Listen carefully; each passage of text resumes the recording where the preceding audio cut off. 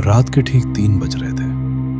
पूरा घर शांत था, इतना शांत कि अपनी सांसों की आवाज भी डराने लगे। अमन अपने कमरे में अकेला था। नींद अचानक खुल गई। क्यों, उसे खुद भी नहीं पता था। तभी उसे लगा जैसे कमरे में कहीं से आवाज आई हो। वो धीरे धीरे उठकर बैठ गया। कौन है? कोई जवाब नहीं। लेकिन फिर टक टक टक। इस बार आवाज साफ थी और वो आवाज आ रही थी आईने की तरफ से। अमन ने डरते हुए आईने की तरफ देखा। सब सामान्य था, वो खुद और उसका कमरा। अमन ने राहत की सांस ली। बस सपना था। लेकिन जैसे ही वो वापस लेटने लगा, आईने में कुछ हिला। अमन तुरंत उठ बैठा। उसने फिर आईने में देखा। इस बार उसका रिफ्लेक्शन हिल नहीं रहा था। अमन का दिल तेजी से धड़कने लगा। ये क्या?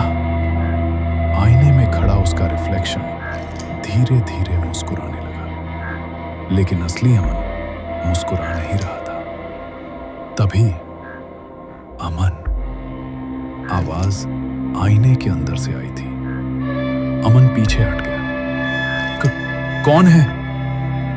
आईने में उसका ही चेहरा अब धीरे धीरे काला होने लगा। आंखें पूरी तरह काली।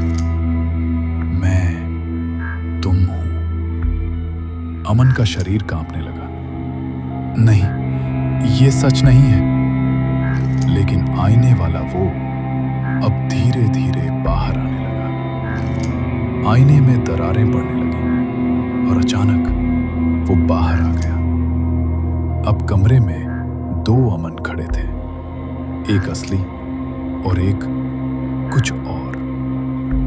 वो धीरे धीरे पास आया। तुम बहुत देर से मेरा इंतजार कर रहे थे। अमन पीछे हटता गया। दूर रहो। लेकिन दरवाजा बंद था, खिड़की बंद थी। भागने का कोई रास्ता नहीं। अब समय आ गया है तुम्हारी जगह लेने का।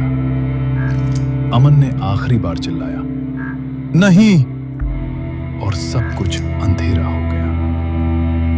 अगली सुबह अमन अपने कमरे में खड़ा था। सब कुछ सामान्य लग रहा था, लेकिन आईने में उसका रिफ्लेक्शन उसे देख रहा था और धीरे धीरे मुस्कुरा रहा था।